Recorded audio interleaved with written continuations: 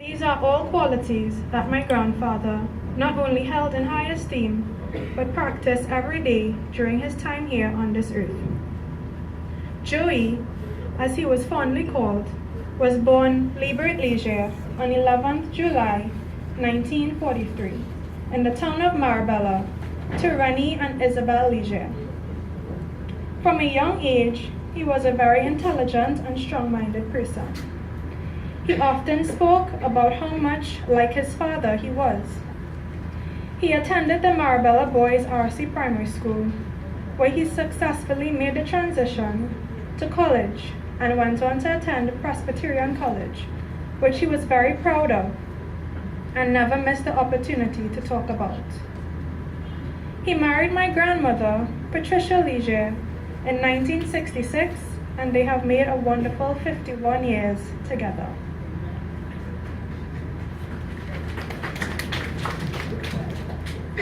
Like all parents, my grandfather's father had a vision of the career path he wanted his son to take.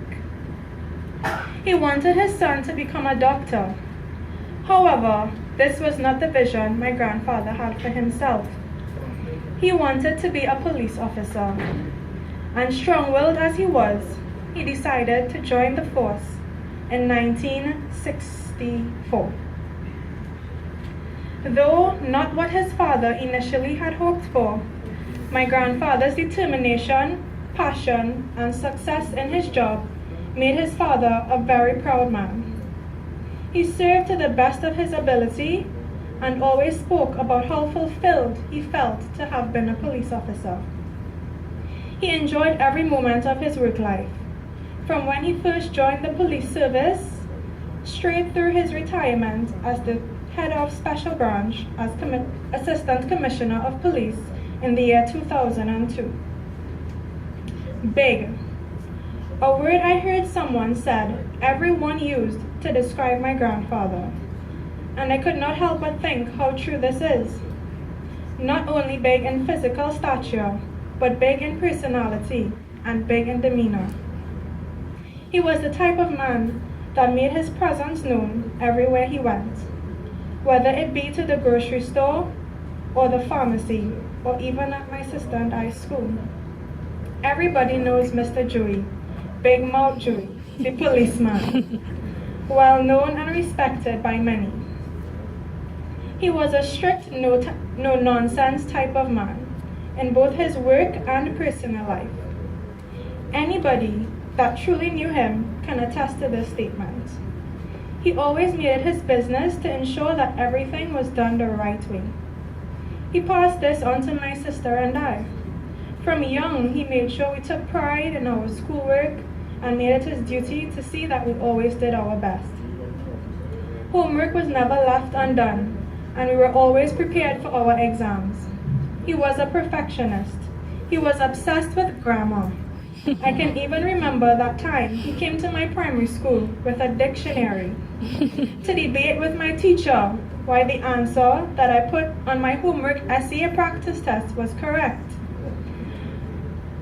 but she had marked it wrong. He didn't do it to belittle my teacher, but he saw it as an opportunity to impart knowledge. Boy, he wasn't easy. He believed that your work and knowledge must set you apart from the rest. My first memory of him teaching me this was when I was about 4 years old, driving to school in the front passenger seat, like always, on my way to kindergarten. My grandfather beside me, dressed in his khaki uniform, matching watches on our wrists.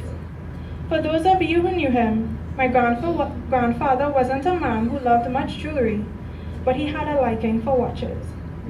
Of course, if Tanty Pearl, as he would call me, had a watch, she must be able to tell the time.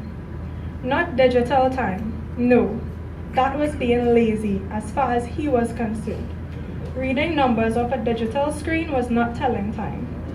His 4-year-old must be able to tell time of her analog watch. And so this was our routine Monday through Friday.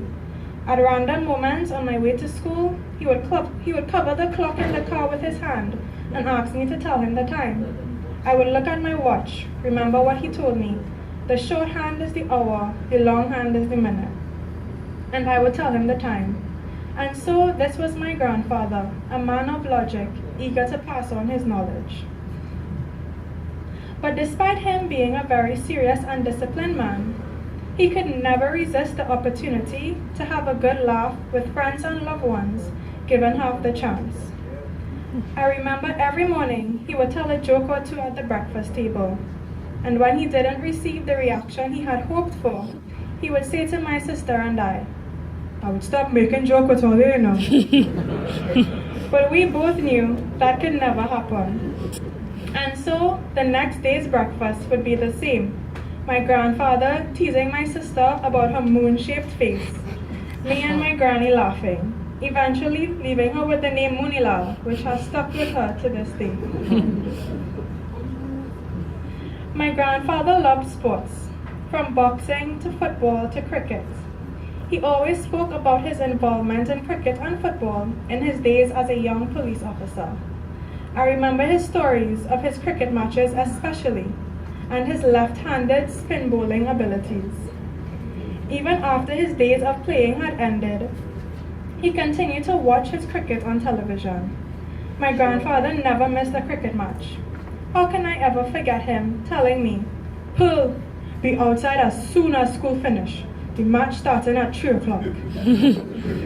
Or telling my sister and I that we had to travel to the library because cricket would be showing that morning and he couldn't drop us. My grandfather would be missed by many. He was a great husband, friend, and mentor. He was a person of great wisdom and knowledge, and I know he has lived an abundant and accomplished life.